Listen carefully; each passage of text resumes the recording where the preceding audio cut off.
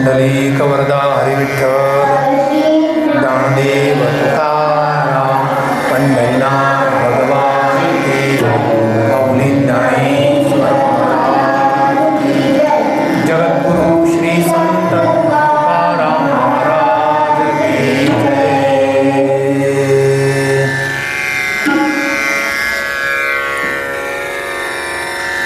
मिश्र मांडा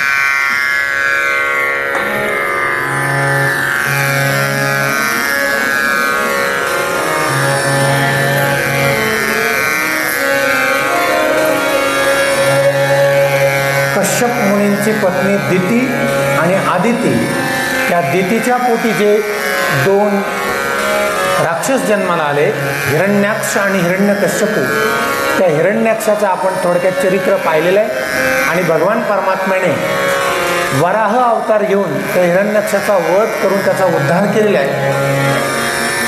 आणि मनू महाराज आणि शतरूपा हे जे दोन ब्रह्मदेवाचे पुत्र आहेत, ब्रह्मदेवाच्या उजव्या भागापासून जन्माला आला तो पुरुष मनू, ब्रह्मदेवाच्या डाव्या भागापासून जन्माला आली स्त्री, तिचं नाव शतरूपा। हे सृष्टीवरचे पहिले स्त्री पुरुष आहेत आणि यांच्यापासून आपली मानवी सृष्टी निर्माण झालेली आहे। मनूपासून आपली निर्मिती आहे म्हणून आपल्याला मानव असं म्हणतात। आणि मग मनू आणि शतरूपा सृष्टी करण्याकरता त्यांना आज्ञा केलेली आहे। मनू महाराज आणि शतरूपा यांना 3 मुली आणि 2 मुलं झाली।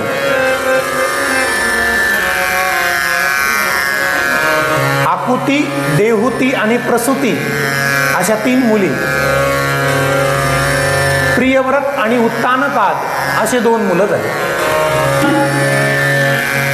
त्याच्यापैकी जी देहुती नावाची मुलगी आहे, त्या देहुतीचं आपल्याला थोडक्यात चरित्र बघायचं।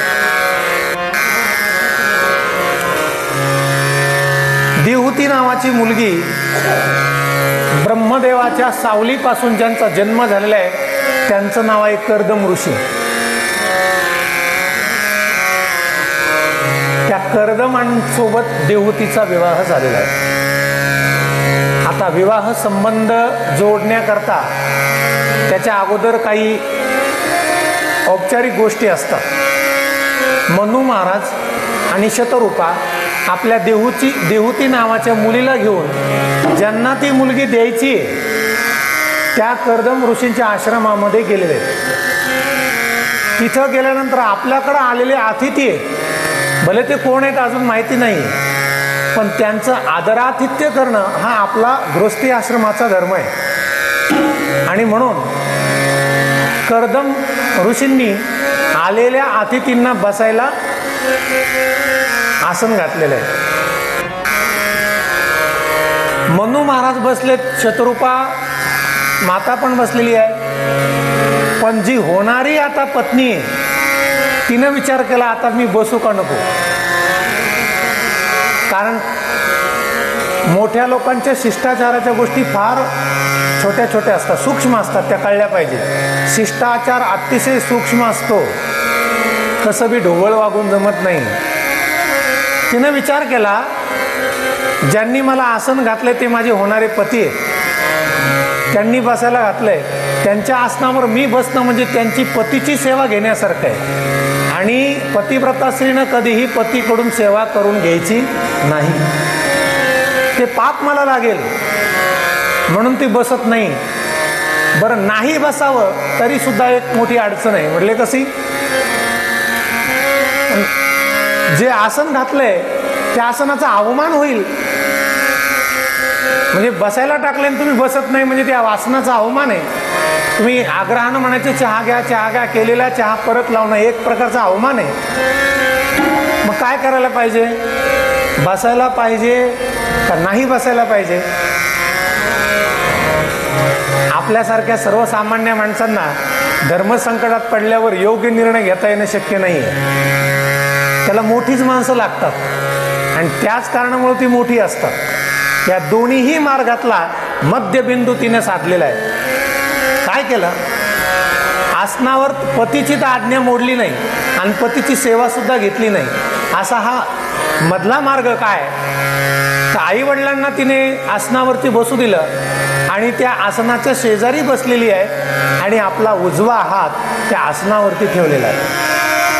तिच्या त्या वागण्यातून तिला असं सांगायचे क्रियेमधून की मी तुमच्या सेवेचा अनादर सुद्धा करत नाही आणि मी तुमची सेवा सुद्धा घेत नाही. याला म्हणतात पतिव्रता. सेवा, पतीची सेवा सुद्धा घेतली, त्याचा अनादर सुद्धा नाही केला आणि नाही सुद्धा घेतली. त्या दोन्ही गोष्टी साध्य केलेल्या आहेत. ते कर्दम ऋषी होते, लगेच ओळखलं मुलगी मला पसंत आहे का नाही, मुलगी मला पसंत आहे. तिच्या वागण्यातूनच त्यांनी पसंती दर्शवली. कर्दमांच्या ताब्यामध्ये देवहूती पाणीग्रहण झालेलं आहे. कर्दमांचा आणि देवहूतीचा विवाह संपन्न झाला. पण कर्दमांनी एक शब्द दिला, मी विवाह करतो, लग्न करतो, पण एक मुलगा होईपर्यंतच मी प्रपंच संसार करणार, नंतर मी संसार करणार नाही. मी माझ्या मोक्ष मार्गाकडे जाणार, प्रभुचिंतनासाठी मी निघून जाणार. ठीक आहे. लग्न झालं, माता पिता निघून गेले. कर्दम ऋषी जे आपल्या ध्यान स्थितीमध्ये गेले, प्रभुचिंतनामध्ये मग्न राहिले, शेकडो वर्षे निघून गेले, पण कर्दमांच्या लक्षात सुद्धा नाही की माझं लग्न झालंय. काही दिवसानं सेवा करत असलेल्या स्त्रीला पाहून तिला विचारलं, बाई तू कोण आहेस? देवहूतीनं सांगितलं, महाराज असा काय प्रश्न विचारता? अहो मी तुमची धर्मपत्नी आहे. हा, आताशी स्मरणात आलं. आणि तुझ्या वडिलांनी माझ्यासोबत तुझं लग्न लावून दिलंय, प्रपंच करायचं आहे. तिनं सांगितलं, आता काय प्रपंच करणार, मला आता म्हातारपण आलंय, काय प्रपंच करणार? काळजी करू नको, जवळ एक सरोवर आहे, त्या सरोवरामध्ये स्नान करून ये. सरोवरात स्नान करायला गेली, पाण्यात डुबकी मारल्याबरोबर हजारो स्त्रियांनी तिला स्नान घातलं. तिचं म्हातारपण गेलं आणि तिला युवावस्था प्राप्त झाली. ती म्हणली, महाराज तरुण झाले पण आपल्याला प्रपंच करायला काही घरदार तर पाहिजे. त्या झोपडीत कुठे प्रपंच करायचा? आपल्या सामर्थ्याने एक पुष्पक विमान तयार केलं की ज्या विमानामध्ये सगळ्या सुखसुविधेने उपलब्ध आहे, सगळ्या त्या विमानामध्ये पाहिजे तिथे ते घेऊन जाता येतं. तुम्ही महाबळेश्वरला जाणे तर कुठे जा, असं फिरतीवरती हजारो वर्ष कर्दमांनी आणि त्या माता देवहूतींनी प्रपंच संसार केलेला आहे. काय झालं? 9 मुली झाल्या. 9 पाहता पाहता कसे मुलं झाले हेही कळलं नाही. कर्दम म्हणतात, एक मुलगा होईपर्यंत मी प्रपंच करेन असा शब्द दिला. 9 झाल्या, जागे झाले, मला नाही थांबायचं आता. पण त्या 9 मुलींचा विवाह तर केला पाहिजे ना, असं सोडून कसं चालेल? मग त्या 9 मुली ब्रह्मदेवाचे मानस 10 पुत्र आपण बघितले होते बघा, मरीची, अत्री, या ब्रह्मदेवाचे. त्याच्यामध्ये नारद सुद्धा आहेत. त्या दिवशी नारद गैरहजर होते. ब्रह्मदेव हे 9 मुलं घेऊन आले आणि कर्दमांच्या ह्या 9 मुलं आणि 9 मुलीसोबत त्यांचा विवाह संपन्न झाला. नारद तसेच राहिले, त्यांचं काही लग्न झालं नाही. ब्रह्मदेवाचे मानसपुत्र 10, त्यापैकी 9चे लग्न झाले, नारद तसेच राहिले. पत्नीची परवानगी घेतल्याशिवाय पतीला घर सोडता येत नाही, हा धर्म आहे. मुलाबाळांची, पत्नीची परवानगी घेतल्याशिवाय तुम्हाला संन्यास घेता येत नाहीये. आणि आता तरी मला तू परवानगी दे, प्रभुचिंतनासाठी मला आता जाऊ दे. त्यावेळेस माता देवहूतीनं सांगितलं. देवहूती म्हणाली, अहो तुम्हीच तर म्हणाले होते एक मुलगा होईपर्यंत मी प्रपंच करेल. झाल्या की 9 मुली? मुलीच झाल्या, मुलगा कुठं झाला? त्या तर जातील आपापल्या घरी, गेल्या. उद्या मला सांभाळ करणारा कोण आहे? म्हाताऱ्या माणसाला. आणि मग कर्दमांच्या लक्षात आलं की भगवान विष्णू परमात्म्याने सुद्धा मला शब्द दिला होता की मी तुमच्या पोटी अवतार घेईल. ठीक आहे, कारण देवहूती तुझ्यावरती मी प्रसन्न आहे. सत्शील पत्नी असेल, पतीला अनुरूप, पतीला अनुकूल, तर कर्दम म्हणतात तू मला माझ्या अनुरूप मिळालेली आहेस, त्यामुळे मी तुझ्यावर संतुष्ट आहे. तू म्हणेल ती तुझी मी इच्छा पूर्ण करणार आहे. सोऽहमद्य तव मानवी मानदाया शुश्रूषया परमया परया च भक्त्या यो देहि नामय मतीव सुहृत्स्वदेहो नावेक्षितः समुचितः क्षपितुं मदर्थे. हे मानवी, मनुपुत्री म्हणून तिला संबोधन देतात. मानवी, मनू पासून तुझा जन्म झालाय म्हणून त्या देहूतीला मानवी म्हणतात. हे मानवी, तुझ्या सेवेने मी प्रसन्न आहे. मुलगा, तुझी इच्छा पूर्ण करतो. मा खिदो राजपुत्रीत्थ महात्मानं प्रत्यनिंदिते भगवांस्ते क्षरो गर्भम अधुरात संप्रपत्स्यते. मला सुद्धा भगवंताने आशीर्वाद दिलेला आहे की तुमच्या पोटी मी जन्म घेईन. आणि एक मुलगा होईपर्यंत घरी थांबले. मुलगा झाला. तो कोण होता? साक्षात भगवान विष्णूचा अवतार कपिल भगवान की. भगवान कपिल, कपिलांचा जन्म झालेला आहे. कपिल हे एक ऋषी आहे, ज्या ऋषींनी सांख्य योग सांगितलेला आहे. आपण कधी जर तीर्थयात्रा करत असताना गंगासागरला जे कोणी गेलेत त्या ठिकाणी कपिलांचा आश्रम आहे. ती पण कथा पुढे येणारच आहे. मग ते कपिल प्रपंचात पडायचं नाही. आई, मला मुलगा लहान आहे, पण आईनं सांगितलं, बाळा तू तर भगवंताचा अंश आहेस, कला अवतार आहे, तुला सगळं ब्रह्मज्ञान माहिती आहे, बाळा मला उपदेश कर. बाळ म्हणाला, आईनं बाळाला शिकवायचं असतं, बाळानं आईला नाही शिकवायचं. नाही, पण तू भगवंताचा अवतार आहे बाळा, तू मला माझ्या उद्धाराच्या काहीतरी गोष्टी सांग. बस, मला आता संसारात रुची नाही राहिली. माझ्या उद्धाराकरता, माझ्या मोक्ष प्राप्तीकरता मला काहीतरी तू उपदेश कर. आणि मग कपिल महाराजांनी सांख्य योग प्रतिपादन केलेला आहे, जो भगवद्गीतेमध्ये सुद्धा 2ऱ्या अध्यायात सांगितलेला आहे. सांख्य योग. आई भगवंताची प्राप्ती करून घेत असताना पहिल्यांदा काय करावं लागतं सांगू का? निर्विण्णाम नितरम भूमन न सदिंद्रिय तर्षणा येन संभाव्यमानेन प्रपन्नान्नं तमः प्रभो. फार सुंदर उपदेश केलेला आहे. तं त्वागताहं शरणं शरण्यं स्वभृत्य संसार तरो कुठारं जिज्ञासयाहं प्रकृते पुरुषस्य नमामि सद्धर्म विदां वरिष्ठम. आई, तू भगवान परमात्म्याला शरण जा, कारण या जगतात परिपूर्ण तोच आहे. अपूर्ण माणसाला कधी शरण जायचं नाही. एका माणसानं एका गावदेवीला प्रसन्न केलं, खूप दिवस तपश्चर्या केली, तिला प्रसन्न केलं. त्या गावदेवी प्रसन्न झाली, म्हणाली, भक्ता माग, काय मागायचं? भक्त म्हणाला, काही नाही, मी एक बलुतेदार आहे, मला खळं मागायला ह्या शेतकऱ्याच्या शेतावरून दुसऱ्या शेतावर जावं लागतं. जाण्या येण्याकरता मला एक घोडा दे, घोडा. त्या भक्तानं देवीला घोडा मागितला. ती देवी म्हणाली, भक्ता तुझा मार्ग चुकला. अरे, मीच जर गाढवावर बसते तर तुला घोडा कुठून देऊ? कारण परिपूर्ण देव एकच आहे, भगवान राम प्रभू, भगवान श्रीकृष्ण, विष्णू भगवान परमात्मा. अपूर्ण देवतेकडे जाऊ नका. जी गोष्ट ज्याच्याकडे नाही त्याला मागण्यात काय अर्थ आहे? मग आई, पूर्णता तिथंच आहे. पूर्णमद पूर्णमिदं पूर्णात् पूर्णमुदच्यते पूर्णस्य पूर्णमादाय पूर्णमेवावशिष्यते. असा भगवान परमात्म्याचा स्वरूपाचा उपदेश केलेला आहे. त्यानंतर स्वतः कसं असलं पाहिजे? तितिक्षवः कारुणिकः सुहृदः सर्वदेहिनां अजातशत्रवः शांता साधवः साधुभूषणः. साधू लोकांचं भूषण काय? कडक टोपी घातली म्हणजे साधूचं भूषण नाही. भरजरी वस्त्र अंगावरती परिधान केले म्हणजे साधूचं भूषण नाही. फार मोठ्या 4-5 किलोच्या माळा गळ्यात घातल्या म्हणजे साधूचं भूषण नाही.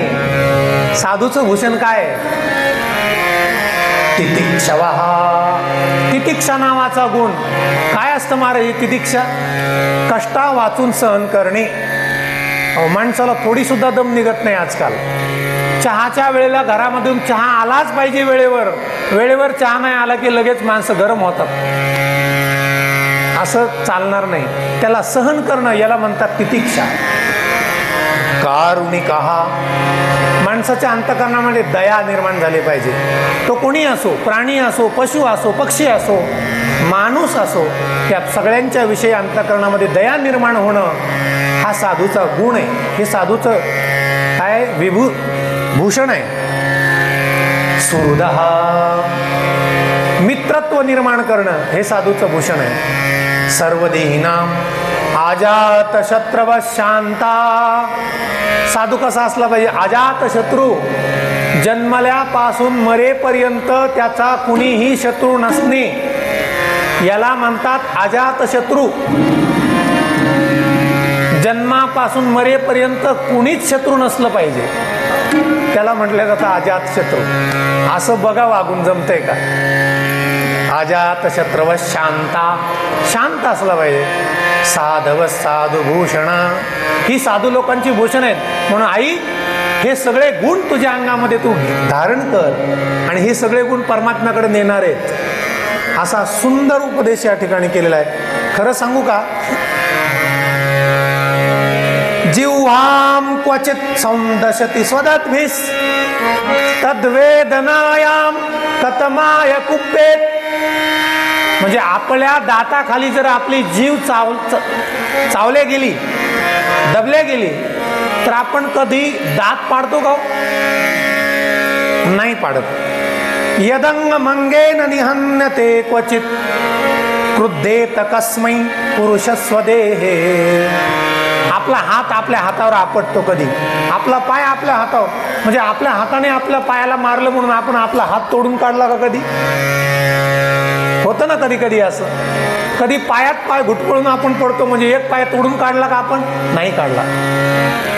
जसं आपल्या देहातल्या अवयवातल्या चुका जर आपल्या झाल्या तर आपल्या अवयवाला आपणच काय करतो? क्षमा करतो. त्याच्यावर काही प्रत्युत्तर देत नाही. आई तसंच हे सगळं जग परमेश्वराचे अवयव आहेत. समोरचा चुकला तेही त्याचंच अवयव आहे आणि हा आपण बरोबर आहे तेही त्याचंच अवयव आहे. म्हणून यानं कधी त्याला मारायचं नाही, त्याने कधी याला मारायचं. हे एकाच देहाचे अवयव आहेत सगळे. तो का म्हणे एका देहाचे अवयव. परमेश्वराचे आपण सगळे अवयव आहेत. एखाद्याचं चुकलं म्हणून एखाद्याला मारणं नाही. जिव्हाम. फार सुंदर उपदेश आहे. मग आई तू काय कर? सगळ्यात परमार्थ जिवंत कुठे राहतो माहिती आहे का? साधूच्या संगतीमध्ये. तुम्ही ज्याची संगती केली तशी बुद्धी तुमची होत असते. तुम्ही चोराच्या संगतीत 10 मिनिटं बसले ना, तुम्हाला सुद्धा थोडीफार चोरी करण्याची बुद्धी होणारच. म्हणून कधीही परमार्थ करायचा असेल तर संतांच्या संगतीत बसा. निश्चित तुमच्या मनामध्ये देवाकडे जाण्याची इच्छा एकदा तरी निर्माण झाल्याशिवाय राहणार नाही. ज्याच्या संगतीत बसाल तशी बुद्धी होणार. मग आई तू संतांची संगती कर. डुप्लिकेट नाही, खऱ्या संतांची. सताम प्रसंगान मम वीर्य संविदो भवन्ति हत्कर्ण रसायन कथाः तज्जोषणादाश्वपवर्गवर्त्मनि श्रद्धा रतिर्भक्तिरनुक्रमिष्यति. संतांच्या संगतीमध्ये काय होतं माहितीये का? भगवंताविषयी प्रेम अंतःकरणामध्ये निर्माण होतं. हे सगळे गुण संतांच्या संगतीत आपोआप आपल्यामध्ये निर्माण होतात. म्हणून आई देवाजवळ जाण्याचं पहिलं साधन आहे संतांची संगती केली पाहिजे. असा सुंदर उपदेश केलेला आहे. आणि सगळा उपदेश झाल्यानंतर तो भगवान परमात्मा कसा आहे? कसा आहे तो भगवान परमात्मा? आपण अभंगातून ऐकलाच, पण भागवताच्या श्लोकामधून ऐका. सश्चिंतयेत भगवतश्चरणारविंदम वज्रांकुश ध्वज सरोरुह लांछनाढ्यम उत्तुंग रक्त विलसन नख चक्रवाल ज्योत्स्ना भीराहत महद हृदयांधकारम हृदयांधकारम. त्याच्या हातामध्ये काय, तो दिसायला कसा आहे, फार सुंदर वर्णन या श्लोकामध्ये केलेलं आहे. हासम हरेर वनिता खिललोक तीव्र शोकाश्रुसागर विशोषणामत्युदारम सम्मोहनाय रचितम निजमाययास्य भ्रूमंडलम मुनिकृते मकरध्वजस्य. असा सगळा उपदेश आईला केला. आणि आई साधूच्या संगतीमध्ये राहिल्यानंतर निश्चित तुझा उद्धार झाल्याशिवाय राहणार नाही. आईला तो संपूर्ण उपदेश पटलेला आहे. आणि शेवटी आईनं, ध्यानस्थ बसलेली आई, ती कर्दमांची पत्नी आहे, ती का तुम्हा आम्हा सर्व सामान्यांची पत्नी नाही. माता देवती कर्दम ऋषींची पत्नी आहे. अंतःकरण आधीच तयार आहे. तुलसीदास म्हणले बायको सोबत भांडण झालं म्हणून संत झाले. बरोबर आहे ना, हे वाक्य बरोबर आहे. बायको सोबत भांडण झालं कारण बायकोच्या आसक्तीमुळे ती माहेरी गेली होती, आहे की नाही. तिला भेटण्याला मध्यरात्री उठले, नदीला पूर आलेल्या त्या नदीवर गेले. एक प्रेत वाहत चाललं होतं, त्या प्रेतावर बसून गेले. ती वरच्या माडीवर राहत होती. एक साप लोंबकळला होता, त्या सापाला धरून तिच्याजवळ गेले. आणि रात्रीच्या इतक्या मध्यरात्री तुम्ही इथे कसे आलात, हे सगळं त्यांनी ज्यावेळेस त्या पत्नीला सांगितलं त्यावेळेस ती म्हणाली, अहो माझ्या नासक्या कुचक्या देहासाठी तुम्ही एवढे प्रयत्न केले, एवढे कष्ट केले, एवढेच जर प्रयत्न तुम्ही भगवंताच्या प्राप्तीसाठी केले तर देव तुमच्या समोर उभा राहील. देव उभा राहील. आणि एवढाच बायकोचा उपदेश मनात घेतला. तत्क्षणाला घर सोडलं महाराज. या एका क्षणाला एका घरी भिक्षा मागायला गेले, भूक लागली. एक तरुण स्त्री आली होती, त्या स्त्रीकडे बघत होते. बघत असताना त्यांच्या लक्षात आलं की मला इथपर्यंत कोणी ओढत आणलं, डोळ्यांनी. ह्या डोळ्यांनी तर एकांतामध्ये गेले आणि सळ्या आपल्या त्या दोन्ही डोळ्यामध्ये खुपसल्या. ह्या डोळ्यांमुळे मला हे सगळं करायला लागतंय.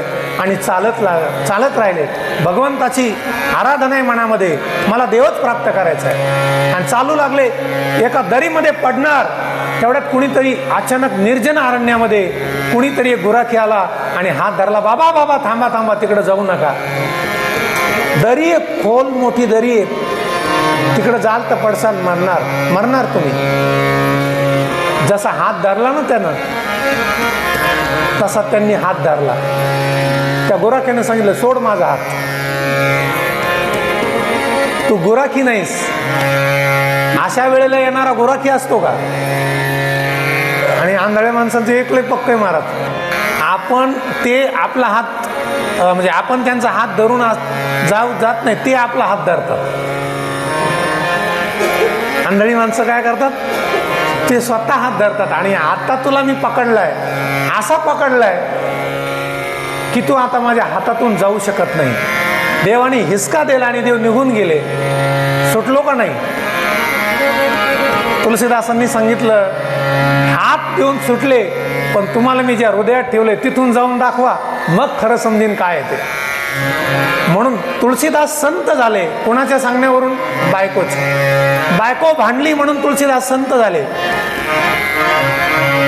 मग तुम्ही असा तर्क काढाल की बायको भांडल्यामुळं माणूस संत होतो, तर मग घरात रोजच नवरा बायकोचे भांडणं होतात. झाले का सगळे संत? नाही झाले. मग तुलसीदासच का झाले. दिवा तयार आहे, त्याच्यामध्ये तेल तयार आहे, त्याच्यात वात तयार आहे. तो दिवा एकांत स्थानावर आहे, कुठून वारा येणार नाही. फक्त त्याला आवश्यकता कशाची आहे, ठिणगीची आवश्यकता आहे. तसं तुलसीदासाचं सगळं तयार आहे, फक्त ठिणगी पाहिजे होती त्यांना. आपलं काहीच तयार नाही म्हणत. आपला दिवा तयार नाही, आपली वात तयार नाही, त्या दिव्यात तेल नाही, तो दिवा एकांत ठिकाणी नाही. त्यामुळं रोज जरी भांडणं झाले तर आपण संत होणार नाही. तसं ती कर्दमांची पत्नी आहे, माता देवती तयार आहे, तिचं अंतःकरण. तसं माणसं आपलं अंतःकरण तयार असेल तर परमात्मा अंतःकरणामध्ये साठवायला फार वेळ लागत नाहीये. तयारी पाहिजे, सगळी रेडी पाहिजे. सिंहासन देव येऊन राहतो, पण सिंहासन घालायलाच बराच वेळ जातो. त्या माता देवतीला कपिल भगवंताने उपदेश केलेला आहे आणि तो उपदेश आईच्या अंतःकरणामध्ये ठसावला. आई ध्यानमग्न त्या ब्रह्मस्थितीमध्ये बसलेली आहे आणि आपल्या स्वस्वरूपाला माता देवती प्राप्त झालेली आहे. माता देवतीचा उद्धार झाला. कपिल महाराज ते स्थान सोडून आपल्या गंगा सागर या ठिकाणी निघून गेलेले. पुढे राजा रहुगणाला त्यांनी उपदेश केलेला आहे. कथा पुढे आपण बघणार आहोत. आत्ता फक्त मनु महाराज आणि शतरूपा यांची जी 2 नंबरची कन्या देहूती, तिचं चरित्र आपण आता पाहिलेलं आहे. मनु महाराज आणि देहूती माता यांना जी 1 नंबरची मुलगी, तिचं नाव आहे आकुती. तिचा विवाह रुची प्रजापती यांच्यासोबत झालेला आहे. तिला मुलगा झाला नाही, मुलीच होत्या. म्हणून पुत्रिका धर्मानुसार त्यांनी आश्रय केलेला आहे मुलाचा. मुलीचा मुलगा दत्तक घेणं याला पुत्रिका धर्म असं म्हणतात. अजून आपल्याकडे ती प्रथा नाही आहे. मुलगा जर नसेल, फक्त मुलगीच असेल, तर मुलीचा मुलगा दत्तक घेतला जायचा पूर्वीच्या काळी. त्याला पुत्रिका धर्म असं म्हटलं जातं आणि पुत्रिका धर्मानुसार त्या वंशाची पुढे वृद्धी झालेली आहे. पुढे सुखजीवजी महाराजी म्हणतात, म्हणजे मैत्री आणि विदुरच्या संवादातून सांगतात, हे विदुरजी, माता देहूती त्याला ज्या 9 मुली होत्या, त्यातली जी अनुसया नावाची मुलगी, तिचा आत्री मुनीसोबत विवाह झालेला आहे. त्या आत्रीला कुठलं संतान झालं नाही, म्हणून त्यांनी तपश्चर्या केली. तपश्चर्येतून ब्रह्मा, विष्णू, महेश हे 3 देवता आत्री ऋषी आणि अनुसया मातेच्या समोर हजर झाले आणि सांगितलं, आमच्या 3घांचा अंश तुमच्या पोटी जन्माला येणार आहे. आणि म्हणून भगवान नारायणाचा अंश 3 मुलं झाली त्यांना.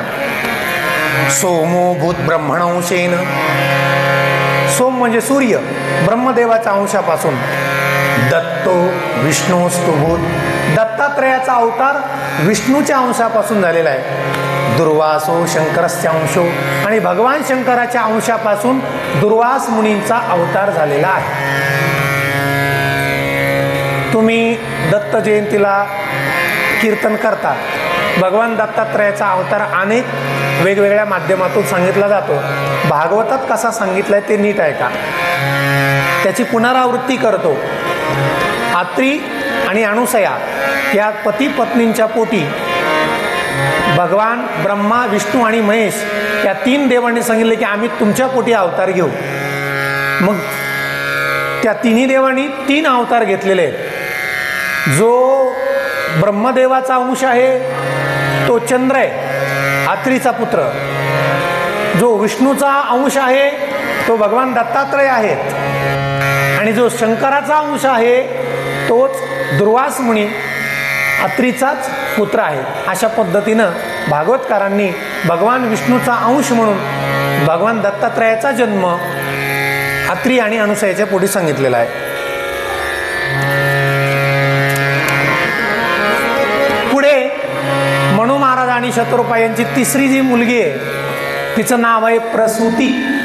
त्या प्रसूतीचा विवाह दक्ष प्रजापती सोबत झालेला आहे. त्या दक्ष प्रजापती, प्रसूती माता आणि दक्ष प्रजापती, मनु शतरूपा यांना 3 मुली आहेत. देहूतीचं चरित्र पाहिलं, आकुतीचं पाहिलं, आता आपल्याला पाहिजे प्रसूतीचं. त्या प्रसूतीचा विवाह दक्ष प्रजापती सोबत झालेला आहे. दक्ष प्रजापतीला आणि प्रसूती मातेला 9 मुली झाल्या, नाही 16 मुली झाल्या. किती झाल्या? 16. भागवतामध्ये आहेत बरं का. आजकाल हे आकडे ऐकून तुम्ही हातबल व्हाल. 16 मुली, 10 मुलं, हे पूर्वी असंच होतं. पूर्वी काय 50 वर्षापूर्वी असंच होतं. 16 मुली झाल्या. त्या दक्ष प्रजापतीची एक सती नावाची कन्या आहे. त्या सतीचा विवाह भगवान शंकरासोबत झाला, परंतु त्या सतीला काही पुत्र संतती झालेली नाही. मग प्रश्न विचारला विदुर महाराजांनी मैत्रेय ऋषींना, का हो, सती तर इतकी चांगली कन्या आणि तिचा विवाह भगवान शंकरासोबत झाला आणि तरीसुद्धा त्यांना पुत्रप्राप्ती का बरं नाही झाली? तर त्याचं कारण असं म्हटले, दक्ष प्रजापतीचं आणि भगवान शंकराचं युद्ध झालं, भांडण झालं. त्याच्यामध्ये सतीनं आपला देह त्या अग्निकुंडामध्ये समर्पित केला, त्यामुळं त्यांना काही पुत्र संतती झाली नाही. महाराज, ही जी दक्ष प्रजापती आणि सतीची कथा आहे ती आम्हाला थोडी सविस्तर सांगा. असं सांगितल्याबरोबर आपण ती कथा थोडं विस्ताराने पाहण्याचा प्रयत्न करणार आहोत.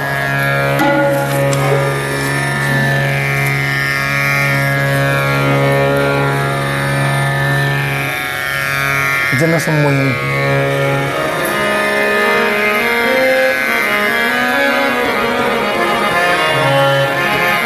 दक्ष प्रजापती त्यांचा विवाह सती मातेसोबत झालेला आहे.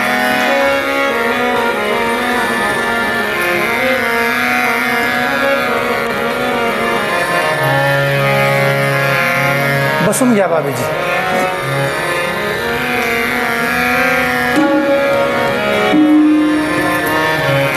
जसं मंत्रिमंडळ तयार होतंय, त्या मंत्रिमंडळामध्ये जे कोर कमिटीवाले असतात, चांगले माणसं बघून त्यांना चांगलं मंत्रिपद दिलं जातं आपापल्या पक्षामध्ये. त्याप्रमाणे ब्रह्मदेवाची सुद्धा ही सृष्टी चालवण्याचं एक मंत्रिमंडळ आहे. त्याच्यामध्ये प्रजापती नावाचं एक पद आहे. ब्रह्मदेवानं दक्षाला प्रजापती नावाचं पद बहाल केलं आणि मग मला प्रजापती पद मिळालेलं आहे. तो पदभार घेण्याकरता त्याने एक मोठा समारंभाचं आयोजन केलं. जसं आपल्या गावात एखादा कोणी मंत्री झाला तर त्याचा पदभार घेण्याचा मोठा कार्यक्रम समारंभ आयोजित केला जातो. तसं ब्रह्मदेवाने मला प्रजापती पद दिलंय म्हणून त्या दक्षानं आपल्या गावामध्ये फार मोठा कार्यक्रम ठेवला पदभार घेण्यासाठी, स्वीकारण्यासाठी. आणि त्या कार्यक्रमासाठी सर्वांना निमंत्रित केलं. यक्ष, गंधर्व, किन्नर, फार सर्वांना, सगळी प्रतिष्ठित लोक त्या कार्यक्रमाला हजर झालेली आहेत. ती सभा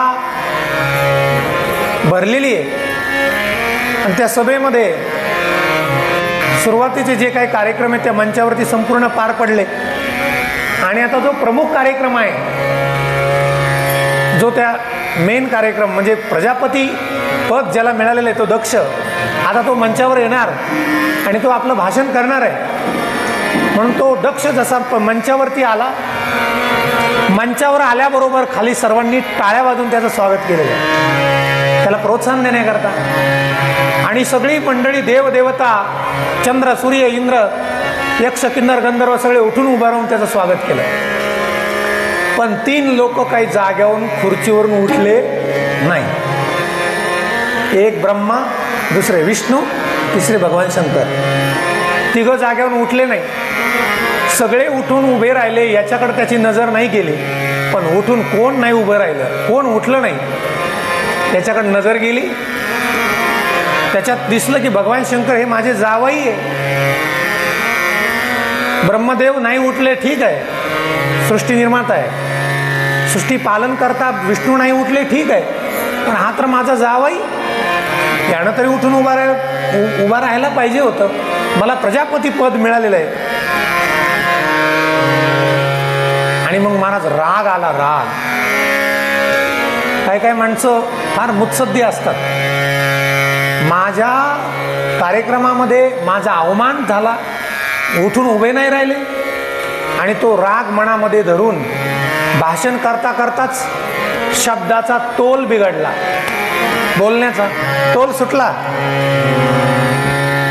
समोर बसलेल्या सभाजनांना तो संभाषण करत असताना, भाषण देताना सांगू लागला, श्रूयतां ब्रह्म ऋषयो मे सहदेवा सहाग्नया साधूनां ब्रुवतोत्तम ना ज्ञानां न च मत्सरा. समोर बसलेल्या श्रोतेगण हो, ऐका. चांगल्या कार्यक्रमामध्ये कधीही अशिक्षित लोकांना बोलवलं नाही पाहिजे. कारण चांगल्या कार्यक्रमात जर असे अशिक्षित अडाणी लोक जर आले तर त्या कार्यक्रमाचा नाश झाल्याशिवाय राहत नाही. सगळे लोक विचार करू लागले हे चाललंय कोणासाठी, संभाषण कोणासाठी चाललंय. त्याने इशारा केला, इकडं तिकडं काय पाहता, हा समोर बसलेला माझा जावई, अयम तू लोकपालानां यशग्नो निरपत्रप, आमच्यासाठी कलंक आहे. कधी अशा माणसाला कार्यक्रमाला बोलवलं नाही पाहिजे. इज्जत घालणारी माणसं आहेत आम्ही, एवढे प्रतिष्ठित, म्हणून असे अशिक्षित लोक कधी बोलवलं नाही पाहिजे. सगळ्यांच्या लक्षात आलं की हे सगळं बोलणं भगवान शंकराला हा दक्ष प्रजापती बोलतोय, पण हे काही चांगली गोष्ट नाही आहे. ध्यानात ठेवा, आपली ज्याच्यावर श्रद्धा आहे त्या माणसाबद्दल जर कोण निंदा करत असेल तर तिथून एकतर उठून जावं, आणि जर तुमच्यामध्ये सामर्थ्य असेल तर त्याला प्रतिकार करावा. आणि जर प्रतिकार करण्याचा सामर्थ्य तुमच्यात नसेल तर तिथून उठून जायचं. पण आपली ज्याच्यावर श्रद्धा आहे अशा माणसाबद्दल कधी निंदा या कानाने ऐकून घ्यायची नाही.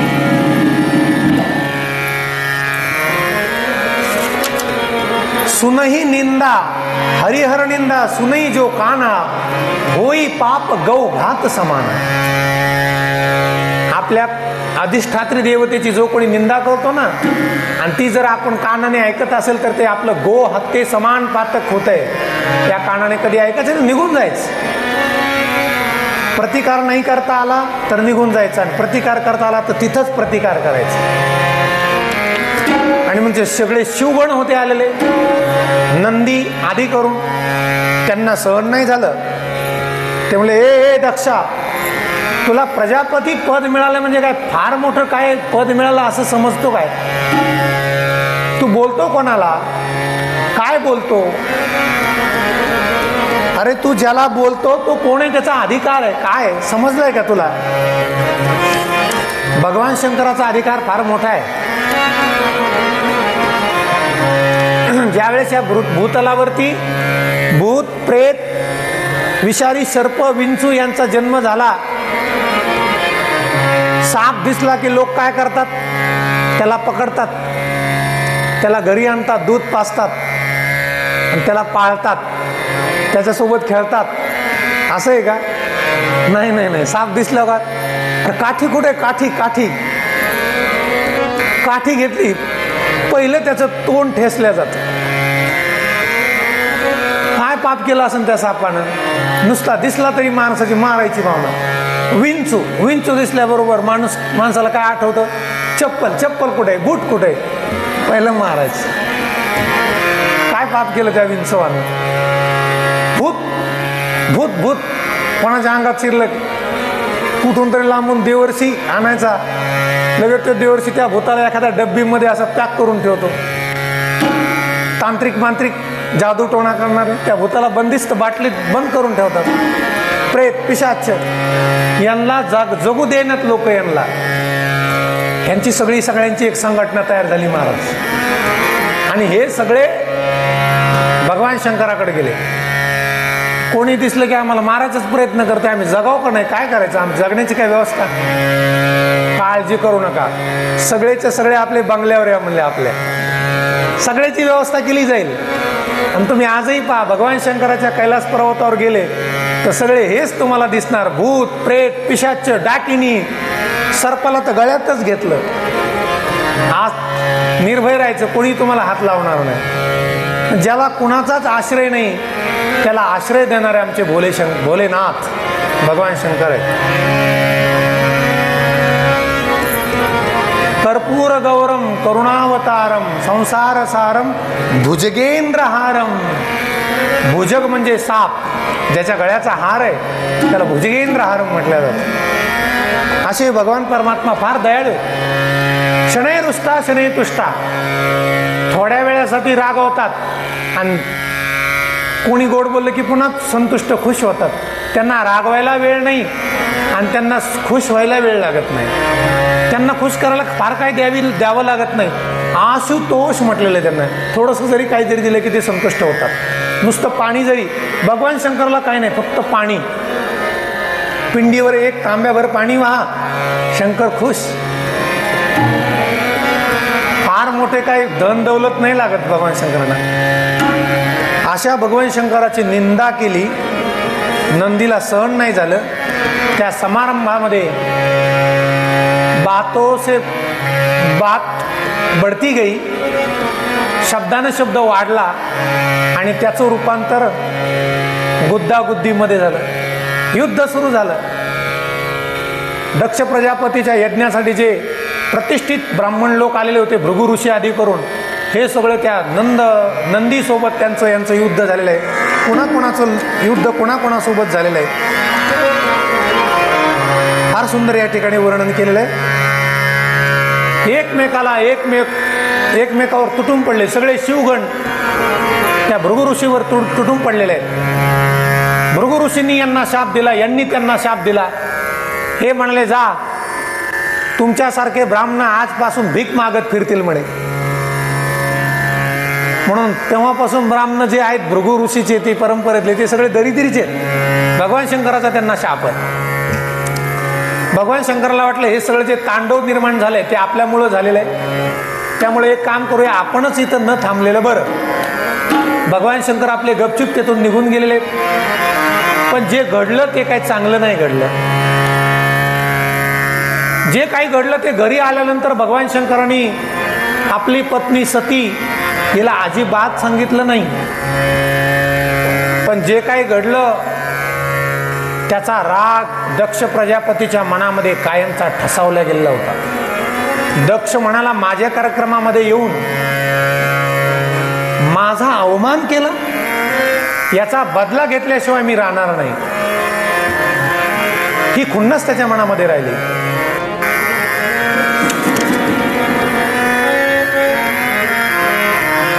नात्यामध्ये अंतर पडलं. आता काय झालं? नात्यामध्ये अंतर पडलेलं आहे. आणि एकदा पडलेलं अंतर ते कशाने भरून निघत नाही. अंतर ते अंतरच असतं महाराज. रही मन धागा प्रेम का, मत तोडो चटकाय, टूटे से फिर जुड़े नहीं, जुड़े तो गाठ पड़ जाए. रही मन धागा प्रेम का. प्रेमाचा धागा आहे, तो कधी माणसानं तोडू देऊ नये. एकदा तो धागा जर तुटला, टूटे से फिर जुड़े नहीं, एकदा तुटल्यावर परत जोडता येतो का? नाही जोडता. तुम्ही म्हणाल येतो जोडता येतो, पण जुडे तो गाठ पड जाय. धागा जोडता येतो पण गाठ मात्र कायम राहते. तसं नात्यामध्ये सुद्धा एकदा अंतर पडलं म्हणले परत जवळ येतं, नातं परत जोडल्या जातं, पण त्या नात्यामध्ये गाठ कायमची राहते. अमक्या वेळेला तो असा मला बोललेला आहे. आता जरी त्यांचं किती चांगलं जरी असलं जवळून, तरी त्या टायमाला असं झालेलं आहे, ते गाठ मात्र कायमची मनामध्ये राहते. म्हणून नात्यात अंतर पडून नातं टिकवणं फार अवघड आहे.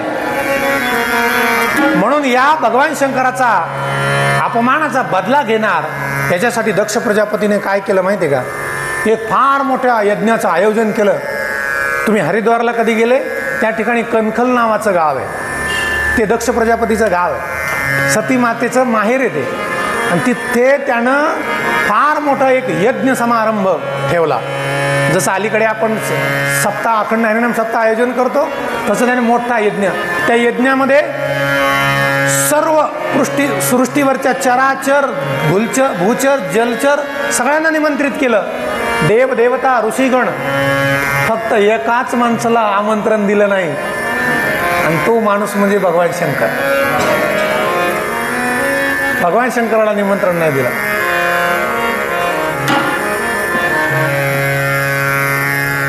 तो दिवस उजाडला. सकाळपासून जी लोक कणखलकडे निघालेले आहेत, आपापल्या गाड्या घेऊन निघालेले आहेत. देवी देवता, तुम्हाला वाटलं आता आपल्याकडे फोर व्हीलर, त्यांच्या काळातही त्यांच्या काळात गाड्या होत्याच ना. गणपतीचं वाहन, उंदीर मामा, प्रत्येक जण आपापल्या वाहनावर भरधाव वेगाने निघालेला आहे. आणि मग सकाळपासून कैलास पर्वताच्या समोरून हे भरधाव वेगाने वाहनं धावत आहेत. काय भानगडे, कुठला कार्यक्रम आहे काय कळत नाही सती मातेला. ती म्हणते आजकाल काही कुंभमेळा वगैरे काही नाही आहे. आता बघा, जानेवारी डिसेंबरच्या एंडिंगला प्रयागराजला कुंभमेळा आहे. आपल्या भारतातला सर्वात मोठा हिंदू धर्माचा सण म्हणजे कुंभमेळा. या कुंभमेळ्याला साक्षात रामप्रभू सुद्धा जात होते. कधीपासून भरतोय तो कुंभमेळा बघा. योगायोग आला तर निश्चित त्या कुंभमेळ्याला जा. दर 3 वर्षांनंतर कुंभमेळा होतो आणि 12 वर्षानंतर एका ठिकाणी होतो. एकदा नाशिकला झालाय, आता 12 वर्षानंतर नाशिकला होईल. आता डिसेंबरमध्ये प्रयागला होणार, नंतर 12 वर्षानंतर प्रयागला होणार. एकदा तरी आयुष्यामध्ये कुंभमेळ्याला जाऊन या. आणि तिथं गेल्यानंतर संन्यासी काय असतात, नागा साधू काय असतो, संन्यासाचे आखाडे काय असतात, त्यांच्यासाठी सरकार काय काय करतंय, हे सगळं फक्त कुंभमेळ्यात गेल्यानंतर तुम्हाला बघायला मिळेल. तसं बघायला मिळणार नाही. खरा आपला हिंदू देश, हिंदुस्थान काय आहे हे कुंभमेळ्यात दर्शन घडतं. अवश्य जा एकदा कुंभमेळ्यासाठी. आजकाल कुंभमेळा काही नाही, ही सगळी लोक कुठं चालली देवी देवता. एका गाडीला हात केला, हो थांबा थांबा थांबा. का म्हणे सकाळपासून भरधाव गाड्या चाललेल्या आहेत, कुठं निघाले. सती तुला माहित नाही, अगं तुझ्या बापाच्या घरी केवढा मोठा यज्ञ महोत्सव आहे आणि ही सगळी तिकडं निघाली. ती म्हणजे माझ्या बापाच्या घरी, हां हां हां असं आहे का, ठीक आहे ठीक आहे, आम्ही पण आता आवरून निघणारच आहे, असं सती म्हणाली. आणि थोड्या वेळाने ती विचार करते, जर माझ्या बापाच्या घरी एवढा मोठा यज्ञ आहे, मग त्या यज्ञ महोत्सवाचं मला आमंत्रण कसं काय नाही. मी तर त्यांची लाडली आहे, आम्ही 16 जणी आणि मला निमंत्रण कसं नाही. कदाचित निमंत्रण दिलं असेल, पोस्टनं ते आलं असेल, पण मधी कुठंतरी गडबड झाली असेल, त्यामुळे ते पत्र आमच्यापर्यंत पोहोचलं नाही असं तिला वाटलं. पण आमंत्रण मात्र निश्चित दिलं असेल. तिला इतकी आता गडबड झालेली त्या कार्यक्रमाला जाण्याची, तर मागं काय घडलं हे तिला काहीच माहीत नाही. एवढी गडबड झालेली आहे. पण आता कसं, मी चला म्हणून जमणार नाही ना. स्वामी, पती, मालक यांना आपण पहिल्यांदा तयार केलं पाहिजे, यांची आज्ञा घेतली पाहिजे. मग मालकाला तयार करायचं तेवढं सोपं आहे का, हे का नाही. त्याची आधी सेवा करावं लागते, मग मालकाचं मन तयार होतं. उगाचच चला माहेराला ना असं जमन का. आणि मग बघा, एवढी मोठी सती, बिहाग प्रजापतीस्ते मारू बिहाग.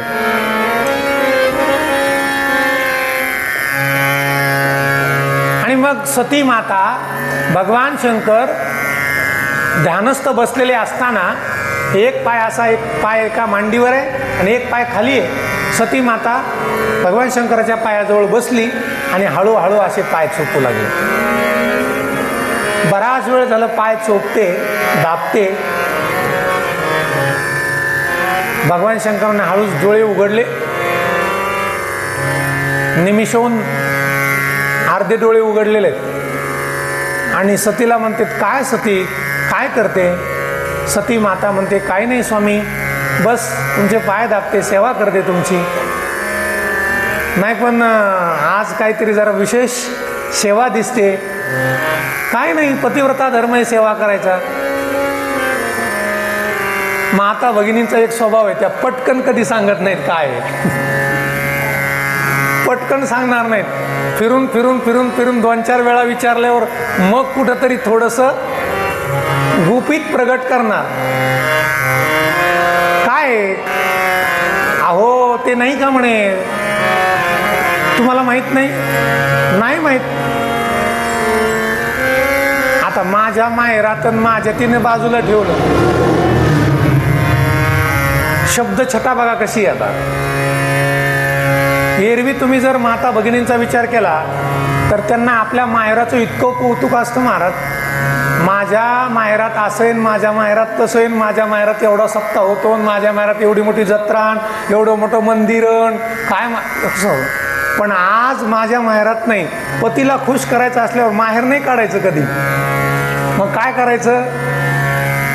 आता सती माता काय म्हणते ते ऐका. प्रजापतिस्ते श्वशुरस्य साम्प्रतं निर्यापितो यज्ञमहोत्सवः किल. काय म्हणते सती माता, स्वामी तुमच्या सासरवाडीत तुमच्या सासऱ्यांनी, तुमच्या सासरवाडीत आतापर्यंत माझं माहेर माझं माहेर, आणि आज काय तुमच्या सासरवाडीत काय चाललंय माहितीये का तुम्हाला. पतीला खुश करायचे. प्रजापतिस्ते श्वशुरस्य साम्प्रतं, तुमच्या सासरे बुवांनी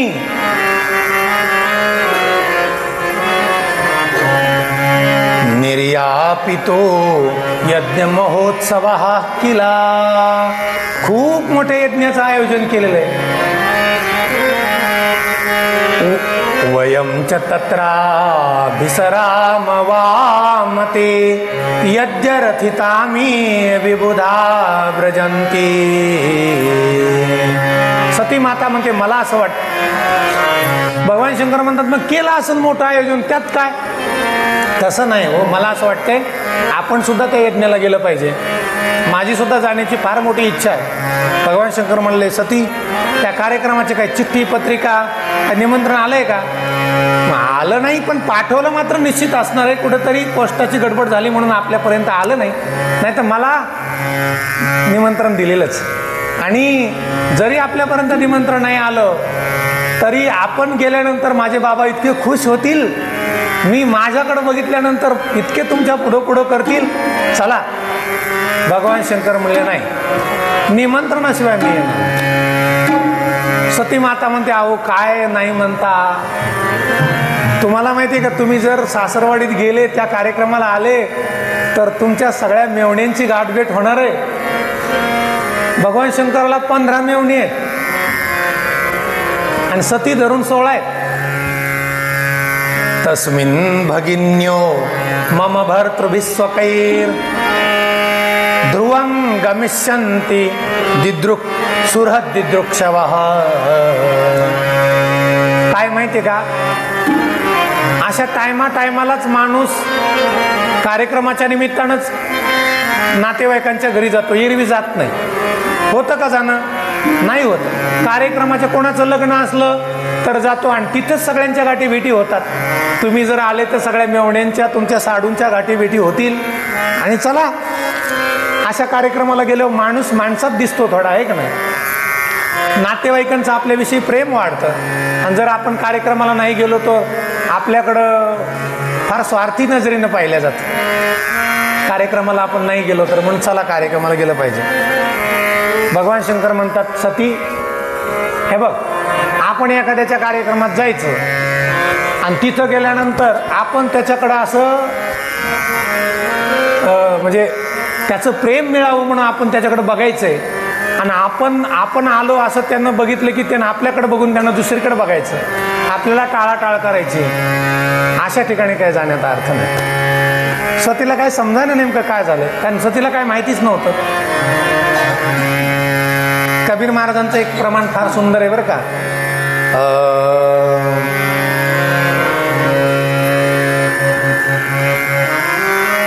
तुलसीदासांनी पण फार सुंदर लिहिले. आवत ही हर्षे नहीं नैनन नहीं सने तुलसी तहा न जाइए चाहे कंचन बरसे में. तुलसीदास महाराज म्हणतात जिथं गेल्यानंतर आपल्याविषयी जर आदर आतिथ्य प्रेम निर्माण होत नसेल, भले तिथे सोन्याचा जरी पाऊस पडला तर माणसानं तिथे जायचं नसतं. तुम्हाला किंमत नसेल तर तिथं जाण्यात काय अर्थ आहे. सती म्हणाली, तुम्हाला काय कळलं लगे? कशावरून म्हणता तुमचा आदर होणार नाही? तुमची व्यवस्था होणार नाही हे कशावरून तुम्हीच म्हणताय? मग आता भगवान शंकराला सांगावं लागलं. शंकरजी म्हणतात, सती ऐक, ज्यावेळेस तुझ्या बापाला प्रजापती पद मिळालं, त्या समारंभामध्ये सगळेजण उठून उभे राहिले, त्याचं स्वागत केलं. मी ब्रह्मा आणि विष्णू उठून उभे नाही राहिलो, म्हणून तुझ्या बापाला राग आला आणि तेव्हापासून तो माझ्यावरती खुन्नस धरून आहे. आणि हा जो कार्यक्रम आहे केवळ माझा अपमान करण्याकरता आहे आणि त्याकरता आपल्याला निमंत्रण दिलेलं नाही, त्यामुळं मी या कार्यक्रमाला येणार नाही. सती थोडा विचार करते, असं घडलं? हो. अहो, पण नात्यात असे किती जरी थोडेफार होत असतात, हे नात्यात थोडेफार भांडणं होतात. मग भांडण झालं म्हणजे काय ते आयुष्यालाच लावून घ्यायचं असं नसतं, त्याला कधी काळी मागं टाकून पुढं चालायचं असतं. आज जर आपण त्यांच्या कार्यक्रमाला नाही गेलो तर लोकांमध्ये चर्चा काय होईल? बघा ना, सगळे आले पण जावाई नाही आले, हो लहाने जावाई नाही आले. मग काही लोक विचित्र असतात, का नाही आले? मग प्रश्न निर्माण करतात. मग दुसरा म्हणतो, हे असं तसं आहे म्हणून ते नाही आले. मग त्याची सगळी चर्चा पाहुण्या रावळ्यात होते. त्यापेक्षा ते मागं टाका, चला आपलेच पाहुणे, आपलेच दात आणि आपलेच ओठ हे सगळं समजून जायचं असतं पाहुण्या रावळ्यामध्ये. नाही, भगवान शंकर ऐकायला तयार नाहीत. भगवान शंकर म्हणतात, सती अगं, बाहेरचा माणूस एक वेळ बोललेला माणूस सहन करतो, पण जवळचा माणूस जर अंतःकरणाला लागेल, अंतःकरणाला टोचल असं जर बोलला ना, तर ती गोष्ट कधीही माणूस विसरून जात नाही. स्वानाम यथा वक्रधियां दुरुक्तिभिः दिवानिशं तप्यति मर्मताडितः. मर्मस्थानी रात्रंदिवस ती गोष्ट टोचते आणि म्हणून मी येणार नाही. सतीला काय करावं कळत नाही, जाऊ का नको जाऊ, जाऊ का नको जाऊ. तिकडं बापाचं प्रेम ओढतंय आणि इकडं पतीची आज्ञा आहे, काय करावं काय कळत नाही सती मातेला. सती मातेनं सांगितलं, बरं तुमची आज्ञा असेल तर मी जाऊ का? भगवान शंकर म्हणले, ठीक आहे तू जाऊ शकते. सती माता बघा बरं का, तुम्हाला राग तर नाही ना? नाही. आणि सती माता जाण्याकरता तयार होते. थोडंसं दरवाजापर्यंत गेली आणि थोडं दूर गेल्यानंतर तिच्या मनात आलं, मी स्वामीच्या विरोधात तर नाही, माझ्यामुळे स्वामी नाराज तर झाले नाहीत ना. पुन्हा थोडंसं मागं येऊन दरवाजातून असं लपून डोकून पाहायची, माझ्यावर नाराज तर नाही ना स्वामी. भगवान शंकर डोळे बंद करून बसलेले. सती थोडीशी पुढे गेली की भगवान शंकराने हळू डोळे उघडायचे, खरंच गेली का? आली परत, खरंच गेली. असं बराच वेळ त्या दोघांचं चाललं. परंतु त्या सती मात्यानं आता निर्धार केलेला आहे, आता जायचं, मी जाते. भगवान शंकराच्या लक्षात आलं की सती आता जाणार आहे. भगवान शंकर म्हणाले, जातेच तर जा, पण एकटी जाऊ नको, सोबत शिवगणांना घेऊन जा. आणि नंदीगण सगळे शिवगण सती मातेच्या सोबत आहेत. भगवान शंकर म्हणतात, आता जे गोष्ट घडणार असेल त्याला आपण थांबवू शकत. एखादी गोष्ट थांबवण्याचा लाख प्रयत्न करून जर ती गोष्ट थांबत नसेल, जर कोणी आपलं ऐकत नसेल, तर असं समजाय की आता जी होणारी गोष्ट आहे ती फार बलवान आहे, ती होणारच आहे. ते आता भगवंतावर सोडून द्यायच, जे होईल ते होईल. होई सोई जो राम रची राखा, तो करी तर्क बडा वही साखा. आणि मग सती माता त्या यज्ञामध्ये गेलेले. सती माता यज्ञात गेल्याबरोबर त्या सती मातेने त्या यज्ञ महोत्सवाचं वैभव पाहिलं. सगळी नगरी सजवलेली आहे. आजपर्यंत माझं माहेर असं सजवलं नव्हतं. एवढी लोक आलेले, लाखोनं, सगळे देवता, यक्ष, किन्नर, गंधर्व, ऋषी, मुनी सगळेजण त्या यज्ञ महोत्सवासाठी आलेले आहेत. आणि मग सती माताने जसं त्या यज्ञ मंडपामध्ये प्रवेश केलेला आहे, यज्ञ मंडपामध्ये प्रवेश केल्याबरोबर तिनं सगळीकडे ती दृष्टी टाकली. दृष्टी टाकल्याबरोबर तिला दिसलं प्रत्येक देवदेवतांचे, छोट्या मोठ्या देवतांचे आसनं घातलेले आहेत स्पेशल. इंद्र देवतेचं आसन आहे, त्याच्यावर नाव लिहिलं इंद्रराज, देवराज इंद्र. सूर्यदेवाचं आसन आहे, चंद्राचं आसन घातलेलं आहे, इकडे ब्रह्मदेवाचं आसन घातलेलं आहे. छोट्यातल्या छोट्या देवतांचे आसन आहेत, मोठ्यातल्या मोठ्या देवतांचे पुढे आसन आहेत.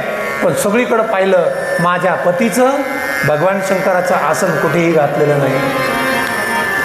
तिच्या लक्षात आलं माझे पती, माझे स्वामी जे सांगत होते ते खरंच होतं. माझा विश्वास नाही बसला, पण सांगत होते ते खरंच होतं. जाऊ द्या, आपण भेट तर घेऊया आपल्या पित्याची. आणि म्हणून ती बापाला भेटायला निघाली. अगोदरच दक्षानं सांगून ठेवलं होतं, जर माझ्या यज्ञामध्ये भगवान शंकर आणि त्याचा संबंधी जर कोणी आला आणि त्याच्यासोबत जर तुम्ही कोणी जर संबंध जोडला तर त्याची खबरदारी घ्या, ते इथे चालणार नाही. दक्ष प्रजापती समोरून येत असताना सती माता त्यांना भेटण्याकरता निघाली, पण सती आपल्याकडे येत आहे असं बघितल्याबरोबर दक्ष प्रजापतीनं आपली मान वळवली. मला दुर्लक्षित केलेलं आहे, मला भेटण्याचं टाळलं असं सती मातेच्या लक्षात आलं. दुसरा झटका बसला. एकतर भगवान शंकराचं आसन नाहीये आणि ज्या माझ्या पित्याला मी भेटायला चालले तर तो मला दुर्लक्षित करतोय. चला आता इथं आपलं कोण आहे. मग थोडंसं नातेवाईकांमध्ये गेली. सगळ्या 15 बहिणी आलेल्या होत्या. सगळ्या बहिणी भेटल्या आणि एक बहीण, बघा नाते गोत्यात बी कधी कधी असं असतं, काही काही माणसं फार टोचून बोलतात बरं का. एक बहीण म्हणाली, सती बरं झालं तू आली, मला वाटलं तू येते का नाही. मला असं कळलं की तुम्हाला निमंत्रण नाही. नसू दे, काय झालं, हे आपलंच घर आहे का दुसऱ्याचं घर आहे. असं टोचून बोललेलं सतीच्या लक्षात आलं.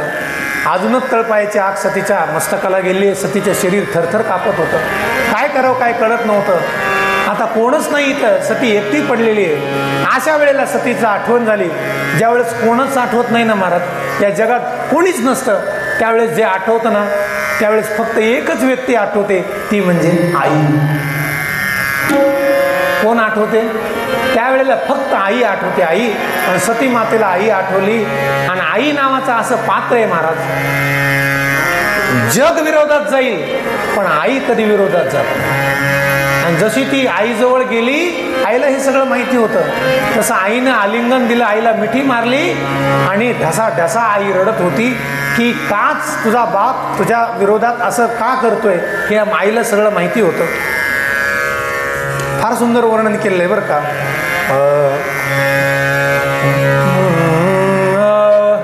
सादर भल ही मिली एक माता, सादर भल ही मिली माता, सादर भल.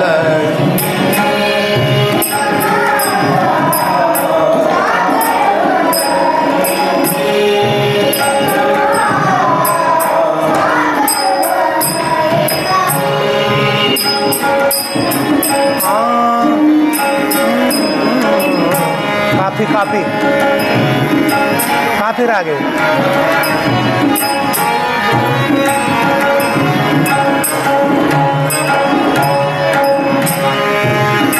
ज्यावेळेस सगळे नाते दूर जातात त्यावेळेस सहारा देणारा एकच व्यक्ती असतो, तिचं नाव आहे आई.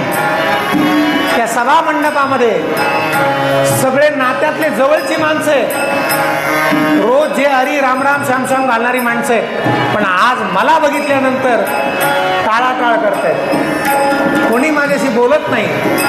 आणि अशी परिस्थिती पाहून सती माता आईकडे गेलेली आहे. आणि अशी एकच व्यक्ती तिला भेटली, ती म्हणजे आई, की ज्या आईनं सतीचा आदर केला. सादर भल ही मिली एक माता, सादर भल ही मिली भगिनी मिली बहुत मुस्काता, भगिनी मिली बहुत मुस्काता, सादर भल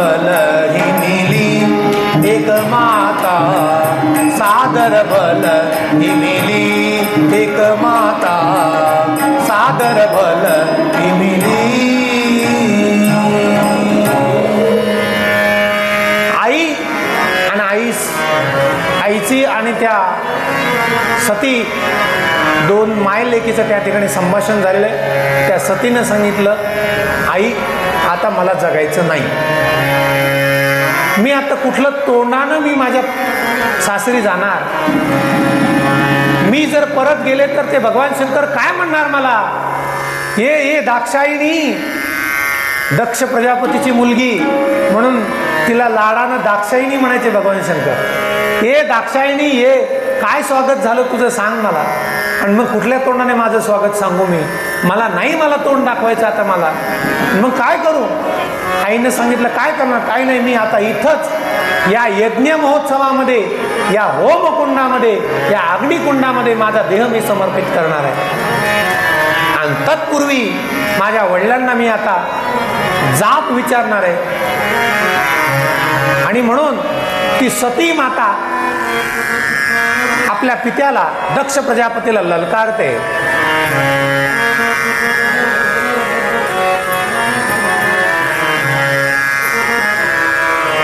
ती दक्ष प्रजापतीला ललकारते, का तुम्ही माझ्या पतीचा एवढा तिरस्कार करत आहात.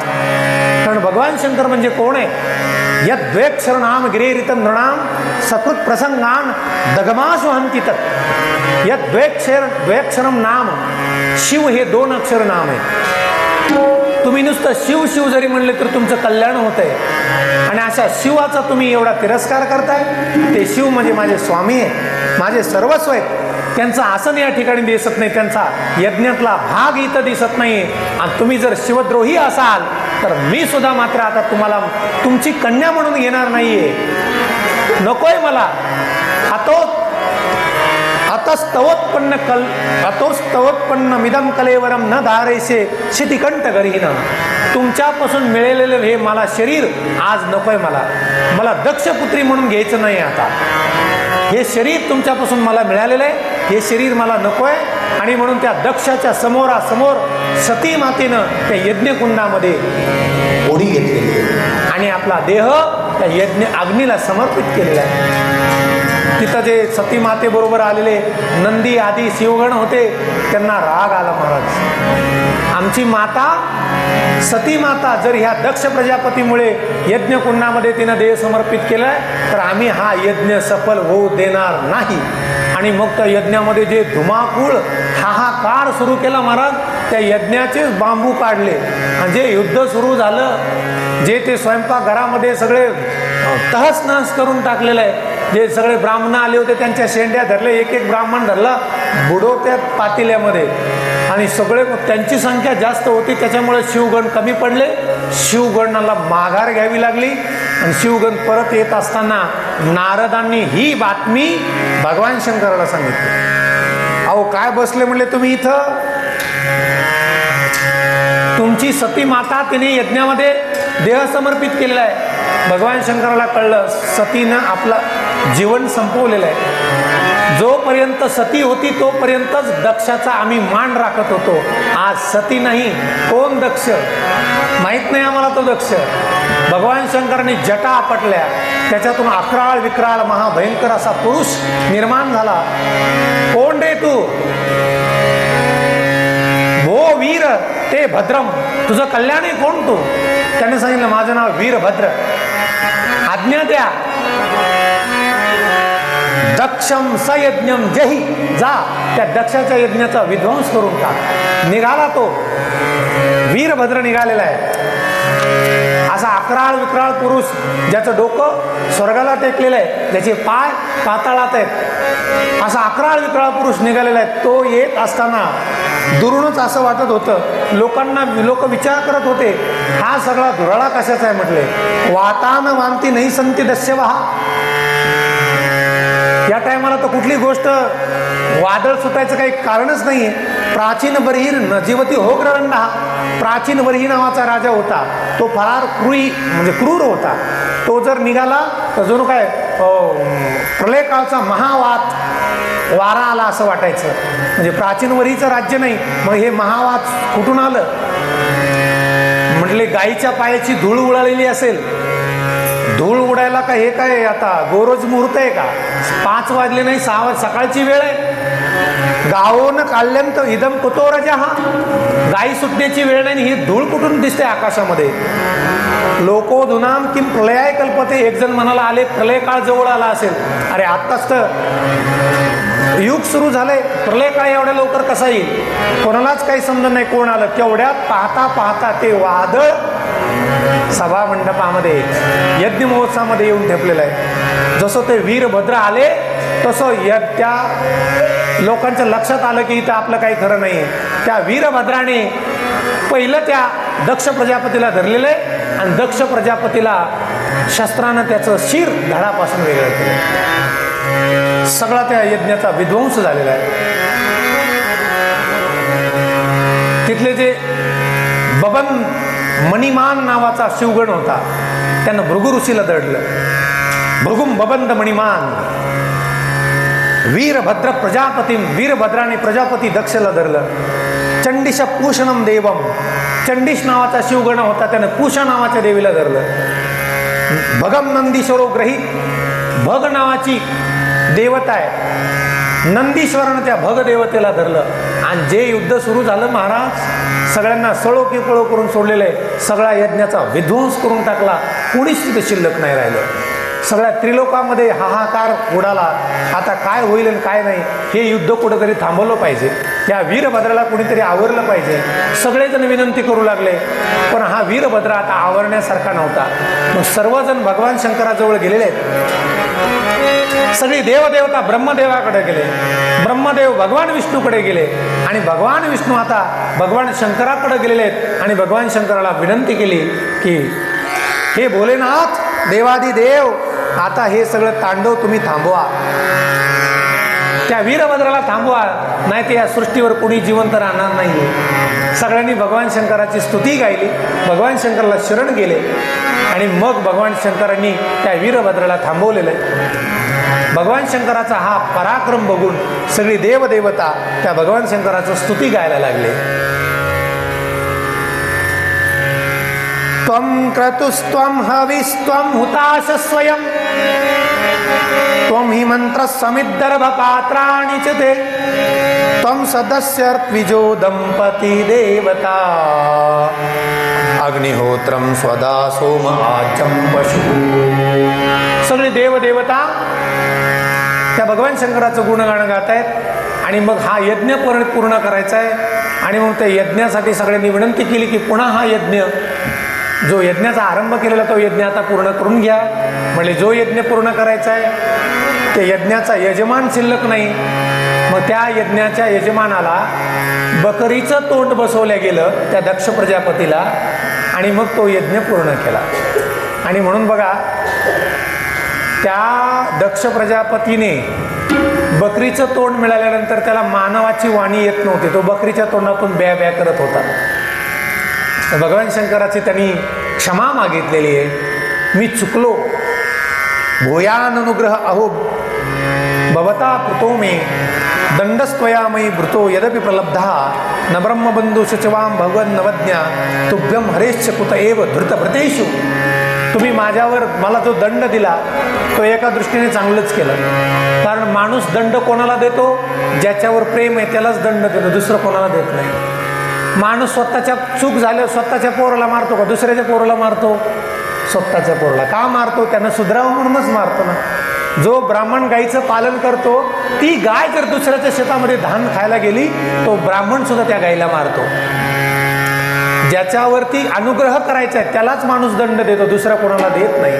आज तुम्ही मला शिक्षा केली याचा अर्थ तुमचा माझ्यावरती अनुग्रह आहे आणि मी धन्य झालो, मी आज कृतार्थ झालेलो आहे, अशी भगवान शंकराची स्तुती केलेली आहे. आणि पुन्हा त्या यज्ञदेवतेला प्रसन्न केलेलं आहे की यज्ञदेवतामध्ये भगवान विष्णू नारायण आहे आणि त्याची स्तुती गायलेली आहे. त्वं क्रतुस्त्वं हविस्त्वं हुताश स्वयं त्वं हि मंत्र समिद्धर्भ पात्राणि च त्वं सदस्य द्विजो दंपती देवता अग्निहोत्रं स्वदा सोम आचम पशु त्वं पुरागां रसाया महासुकरो दौष्ट्रया पद्मिनीं वारणेन्द्रो यथा स्तूयमानो नदं लीलया योगिभिर्युज्यः तत्रयी गात्र यज्ञक्रतुः. भगवान शंकराच्या मंदिरात जर तुम्ही दर्शनाला गेले तर ते शैव पंथातले लोक आहेत ते असं तोंडावर मारून असा बकरीसारखा आवाज काढतात. त्याचं कारण काय आहे माहिती आहे की ज्या वेळेस दक्ष प्रजापतीला बकरीचं तोंड मिळालं आणि तो ब्या ब्या करत बोलू लागला त्यावेळेस भगवान शंकराला हसू आलं. त्यावेळेस सासऱ्याचा हसू आला आणि भगवान शंकर खुश झाले. म्हणून भगवान शंकराचे भक्त मंदिरात गेल्यानंतर असं ब्या ब्या करतात, त्या सासरेबुवाची आठवण करून देतात आणि भगवान शंकरला खुश करण्याकरता हे असं ब्या ब्या करतात. अशी ही एक प्रथा आहे. अशा पद्धतीने तो यज्ञ आता पूर्ण करून घेतलेला आहे.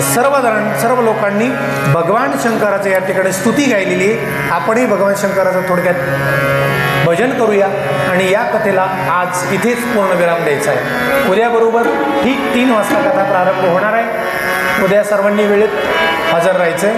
आता भगवान शंकराचं सर्वांनी नामचिंतन करायचं बरं का, कोणी आळस खायचं नाही.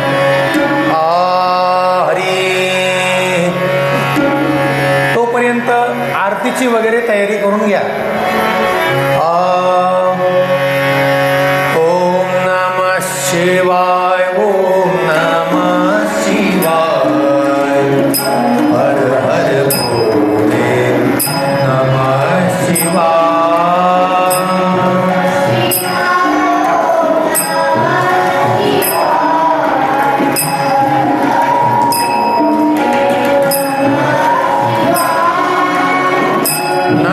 शिवाय. ओम नमः शिवाय.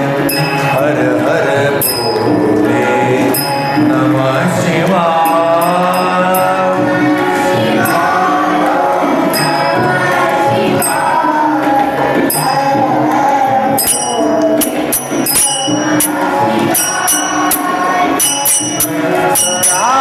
शिव सोमेश्वराय. हर हर भोले नमः शिवाय.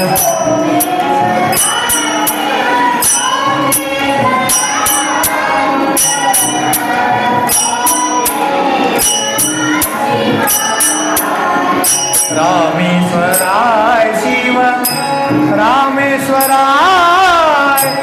हर हर भोले नमः शिवाय.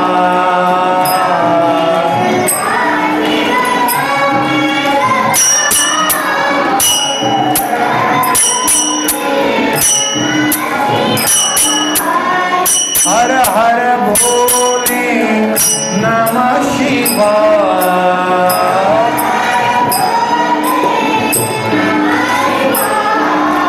नमः शिवाय. ओम नमः शिवाय. हर हर भोले नमः शिवाय.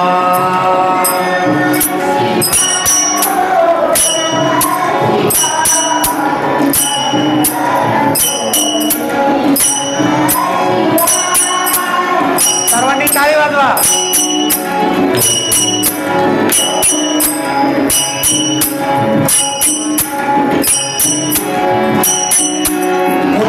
उत्तरेश्वराय. शिव उत्तरेश्वराय.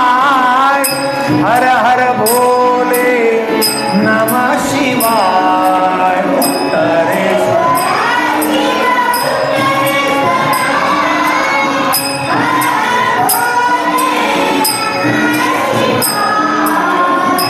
उत्तरेश्वराय. शिव उत्तरेश्वराय. हर हर भोले नमः शिवाय.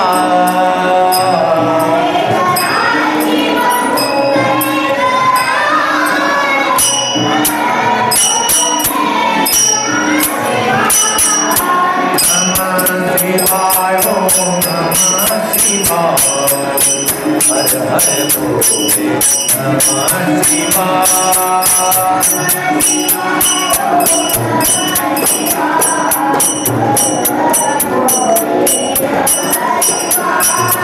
नमः शिवाय ओम नमः शिवाय हर हर भोले नमः शिवाय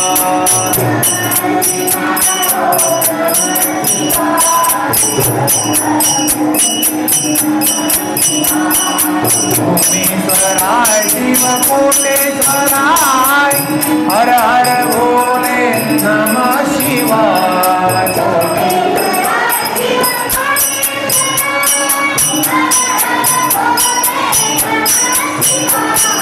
कोटेश्वराय शिव कोटेश्वराय हर हर भोले नमः शिवाय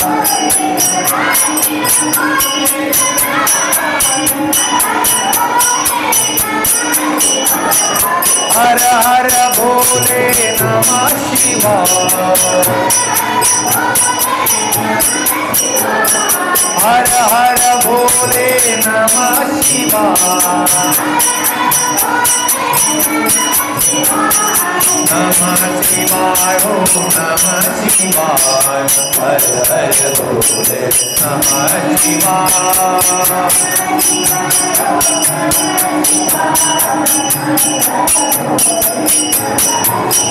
बोलो नमः शिवाय ओम नमः शिवाय हर हर भोले नमः शिवाय नमः शिवाय ओम नमः शिवाय हर हर भोले नमः शिवाय हर हर भोले गोपाल कृष्ण भगवान की राधा रानी की श्री सुखदेव भगवान की श्रीमद् भागवत महापुराण की आजच्या कथा प्रसंगाला याच ठिकाणी पूर्णविराम. सर्वांनी आरतीसाठी उभे राहा. आरतीचे यजमान त्यांनी ताबडतोब आरतीसाठी समोर यायचे.